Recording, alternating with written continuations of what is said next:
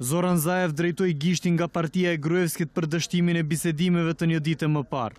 Në intervistën për emisionin 360 shkallë në Alsat, Zaev sqaroi se dallimi kryesor i partive ka të bëjë me çështjen e mediave, pasi sipas tij Gruevski nuk dëshiron të humbë kontrollin ndaj rregullatorëve mediatik. Sipas LSM-s, këto trupa duhet të udhëheqen nga ekspertë të pavarur. Nga ana tjetër, Zaev vlerëson se zgjedhjet e parakohshme duhet të mbahen nga fundi i tetorit ose fillimi i nëntorit. Ние се залагаме да бидат однапред апсолвирани сите услови.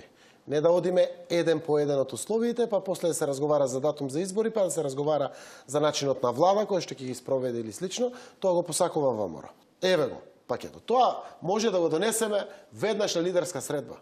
Може да се останеме утре и да го дефинираме тоа. Ако тоа го дефинираме, ќе го почекаме 20 дена.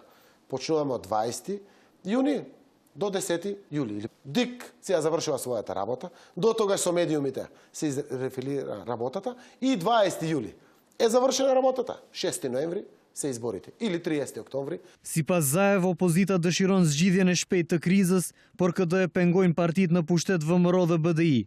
Ai madje partinë shqiptare në pushtet e quajti ekzekutore të interesave të partisë së Gruevskit, ndërsa PDSH-n e cilësoi të painteresuar për rrjedhën e bisedimeve. Председателот на ДУИ, господинот Артан Груби, односно се извинувам, ДУИ генерално во самиот процес се поставува многу нелогично за нас, што ни дава за право да гледаме дека е извршител на ВМРО-ДПМН. Тие не се борат за своите позиции, ниту пак за електоратот кој што тие го застапуваат во парламентот. Многу често интересите на ВМРО-ДПМН се испорачуваат преку ДУИ.